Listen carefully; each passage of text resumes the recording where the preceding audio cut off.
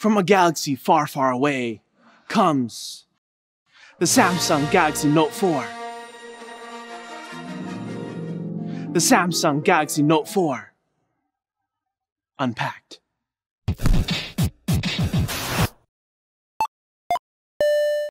WD Purple Storage offers all-frame technology built for always-on HD surveillance security systems. Here we have the new Samsung Galaxy Note 4. Big shout out to Samsung for the review unit. Just like the S5 episode, the phone is the only thing Samsung gave us. There was no box to unbox or accessories to check out, so let's dive right in. Let's actually start off with specs, just so we can get those out of the way. Let's face it, at this day and age, there isn't that much differentiating smartphones on the inside as much as there is on the outside. The CPU is a quad-core Snapdragon 805 clocked at 2.7 GHz. The GPU is an Adreno 420. It has 32 gigs of storage with microSD for expansion, 3 GB of RAM, and finally a 3220 mAh battery. Next up, we'll go over a short list of what similarities the Note 4 shares with the Note 3. First off, it's still a 5.7-inch Super AMOLED screen. The S Pen is still found at the bottom of the phone, and that's about it. Everything else seems to be slightly different. It's a little taller, it's a bit heavier, a little skinnier, and a little thicker. The metal frame is the first thing I noticed about the Note 4. One issue I had with the Note 3 was the plastic frame it had. It just never really felt like a premium flagship device. But this chamfered metal frame really puts a first-class stamp on this device. Even the power and volume buttons are chamfered. The front of the phone has seen a few changes. The home button has taken a cue from the S5 and now doubles as a fingerprint sensor. The selfie camera is now an improved 3.7 megapixels, but more on that later. As I mentioned, the Note 4 has a Super AMOLED display, as do most Samsung phones these days, since the colors are vibrant and the blacks are a lot deeper. But it's also a Quad HD screen, meaning it has a resolution of 2560 by 1440, equating to a higher pixel per inch ratio. However, in day-to-day use, it's very hard to tell the difference between 1080 and 1440. Even in video playback, it's hard to tell. At the bottom of the phone, we find even more changes. Gone are the speaker grill and the USB 3 micro B port. All that's left is a micro USB 2 port. Now, I'm a bit confused about the choice made here. Why go back to USB 2.0? Nothing really comes to mind other than looks. I'll be honest, the micro USB 2 port does look a lot more eye-pleasing compared to the gaping hole that the USB 3 left open.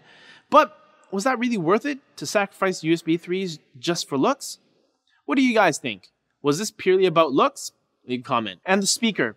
We've all heard the same story from me over and over again. I like front-facing speakers. I can't stand having speakers on the bottom, or even more so if they're on the back. The Note 4 now has the speaker on the back, just like the S5. But on the upside, I will say that the speaker is decently loud. Speaking of things on the back cover no longer has that weird fake stitching. The camera is now 16 megapixels and the S-Health heart rate sensor has also been added. Now, I'm not a big picture taker, but the Note 4's selfie features, it's a game changer. Remember that 3.7 megapixel front camera? It can now be activated by the heart rate sensor. Yes, you heard me right. They actually made the heart rate sensor a shutter button for selfies. That is smart. And they also added panorama mode for selfies. So if you have a group of people you want to take a selfie with, use panorama mode and Grandpa Marvin will never be cut out of your pictures ever again. Now, obviously what makes the Note is the S Pen. Now, Samsung touts that the S Pen supposedly has 2048 levels of pressure. That's nice, but do we really need that much? Don't get me wrong, the S Pen, when used with the S Note app, is pretty fun to see how hard and how light you can actually scribble and draw. But I barely use the S Pen in my day-to-day life. If I do though, it's mostly just a doodle or to practice my signature over and over and over and over again. Cause, well, I'm super conceited. Oh, and I almost forgot. I was able to push the phone for 42 hours without charging on auto brightness settings and a non-dark wallpaper applied. Cause remember with Super AMOLED screens, black pixels are actually turned off. Now with an actual dark wallpaper applied, I was able to push this for 52 hours total without charging. Which just goes to show, if you do have a Super AMOLED screen, use a dark wallpaper. So what did we learn today? The Samsung Galaxy Note 4 finally has the premium looks to match its premium flagship status. Every picture taker just got their selfie game upgraded with an improved front camera and smart features like panorama selfie. With its improved 2560 by 1440 resolution, everything does look crisper, although it is hard to tell. And even though I don't use the S Pen all that often, it definitely comes in handy when you want to take notes. But at the end of the day, the Samsung Note 4 feels just a wee bit too big for me personally, so I give it a 7 out of a possible 10. That wraps it up for this episode. Thanks for watching. Don't forget to like and subscribe for more videos like this from NCIX. We'll see you later.